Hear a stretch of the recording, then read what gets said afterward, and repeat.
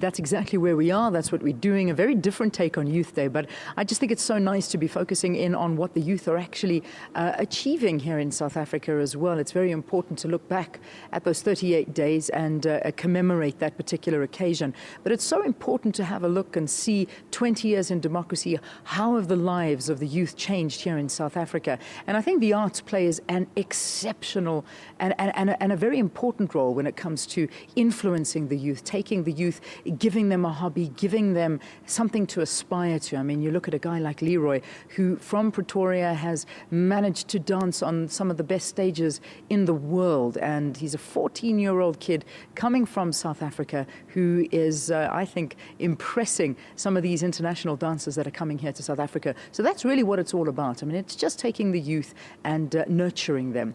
Now, it's not only ballet, obviously, that's one of the big forms of dance here in South Africa. There are all types of dancers and freestyle, you name it. It's a particular art form that many people are taking to here in South Africa. Well, one person who knows all about it and who can talk to us a lot more about it is Khabonina. She's become a household name for a different kind of dance, I suppose. She's a South African contemporary dancer, and it's so nice to have her here on Morning Live on Youth Day. Welcome. Leanne, thank you so much. Thank you. I mean, you look at a guy like Leroy. I mean, 14 years old. I don't know if you saw him dancing a couple of moments ago, but I mean, he's fantastic. You know what? I mean, the fact that he expresses the way, English, the way he expresses himself the way he does, and at 14 years old he's traveling the world through dance, showing you that through dance, it's a form of expression that no one can gag, you know, and I'm so happy that 20 years later we've got someone like Leroy who can travel the world expressing himself through dance, because this is a language, I keep saying to people, it's a language that is international, you know. I mean, I had the honor of traveling the world. I was a little bit older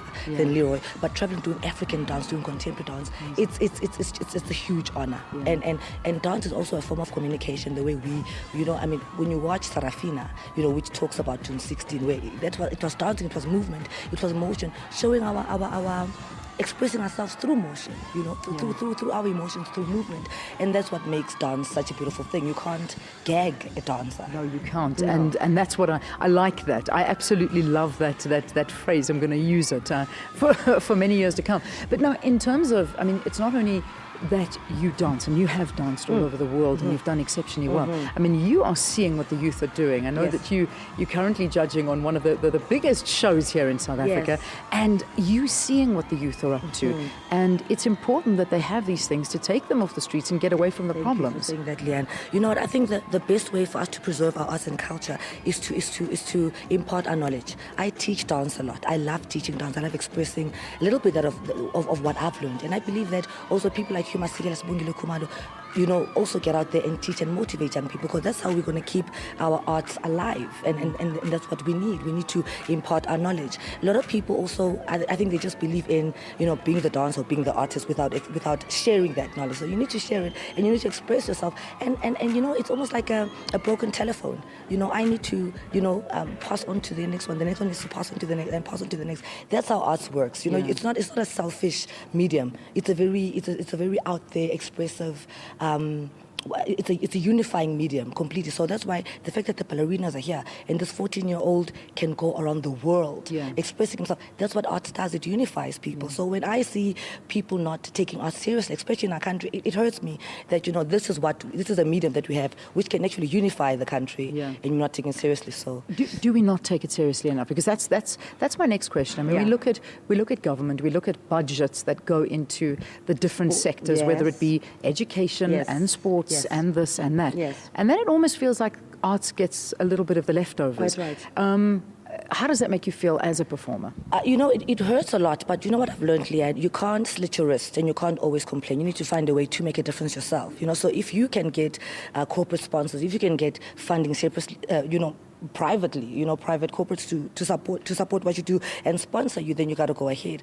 But I mean, you know, it's been a cry for many years saying, you know, government, please, we need more funding, we need to do more shows. Young people need to look forward to something. They need to look forward to bigger shows. Someone like Leroy is inspiring a young kid in Alexandra or in Soweto or in Kagiso, and young people need a place to go where they can have a spot where they can actually get inspired and go to every day. My dream is still to build that little semi-fame academy for young people where youngsters know that after school, there's an after-school program where they go and they sing and they dance and they act for free.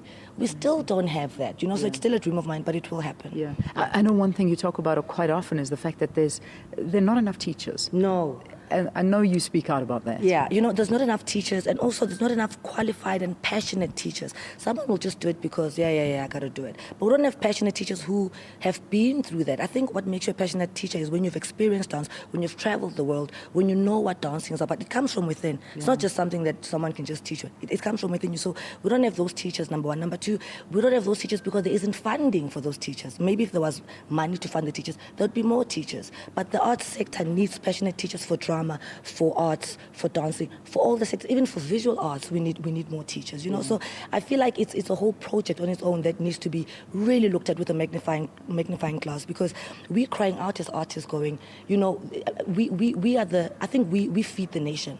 We are the food for the nation, especially with the young kids. I mean, I read a quote that said, give a young kid a paintbrush or teach him some dance moves or give him like a drama lesson and you see that kid come to life. Yeah, and that's what we need to do for our youngsters. Because, I mean, Leanne, look, there's things like the Nyaupes and all these things that the young kids are doing. It's not because they woke up and decided to do that.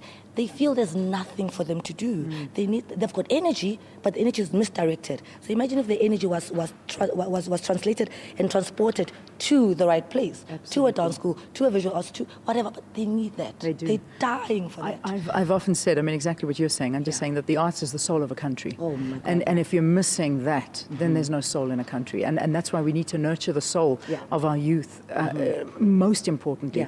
I'm having a look. I don't know how much time we've got, but I think we're doing okay. Oh, we're going to take a break in just a short second. I just want to ask you, going back to the beginning of your journey, what was it like for you? Because, I mean, nowadays it seems a little bit easier because we've got access to the world and black performers are unbelievable. They have a stage, you have opportunities. A couple of years ago, it wasn't like this. Not at all. I mean, I was much younger when I was dying to dance. I remember my mom would go to a music class, and I just heard music upstairs at where in Newtown, where the National Arts Council was before, the old building. There was a dance class upstairs, and I ran upstairs and I said I want to take part. It was a modern dance class for white kids, and I just said I want to be one of those kids that's going to be in this class. So it wasn't easy, but you always had to find your way in, and passion always leads you to where you're supposed to go. So it was my mom's music class, but I found a way to be upstairs. So with every dance show that I've done, it would be a predominantly white production, but there'd be that token black as it was before, But now it's better that we've got productions where it's a fully black production. And it shouldn't even be just about color. It should be what the image of the show is. If the image of the show is mixed race and this is the story that you're telling, then it should be okay. But art is not even, there shouldn't be race issues in the arts industry. It should just be passion and movement and the story that we're telling. So it was different then, but it's getting better now, Leanne. Well, I'm glad to hear that. Thank you so much. Thank you so much. You keep up the amazing work you're Great doing. It takes people like this to change that the arts industry here in South Africa, and doing the incredible work that she's doing. Khabonina here on Morning Live.